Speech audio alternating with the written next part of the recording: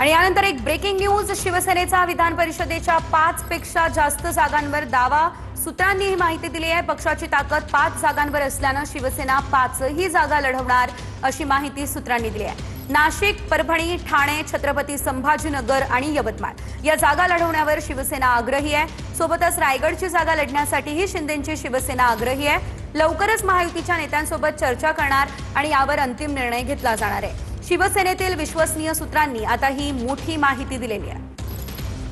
या संदर्भात अधिकची अपडेट घेऊयात आमचे प्रतिनिधी प्रमोद जगताप यांच्याकडून। प्रमोद, आपण पाहतोय शिवसेनेचा विधान परिषदेच्या 5 पेक्षा अधिक जागांवरती दावा असल्याची माहिती सूत्रांनी दिली आहे आणि या संदर्भात लवकरच स्पष्ट निर्णय जो आहे तो घेतला जाणार आहे। काय अपडेट या संदर्भात?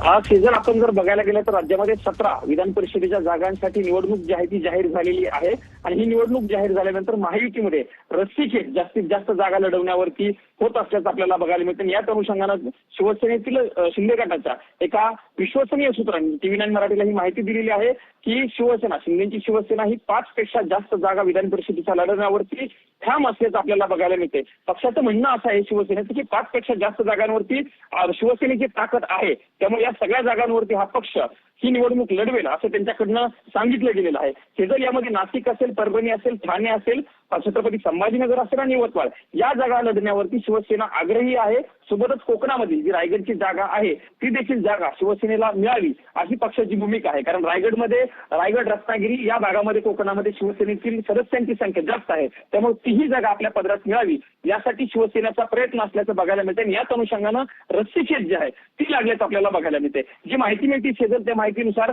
लवकरच महायुतीतील घटक पक्षाच्या प्रमुख नेत्यांची बैठक पार पडणार आहे आणि त्यानंतर अंतिम शिक्कामोर्तब जे आहे कुठला पक्ष किती जागा लढणार आहे ते त्यावरती होणार आहे। पण या निमित्तानं विधान परिषदेच्या निमित्तानं महायुतीमध्ये पुन्हा एकदा चढाओढ आणि अंतर्गत धन्यवाद तुम्ही दिलेल्या सर्व सविस्तर अपडेट्ससाठी।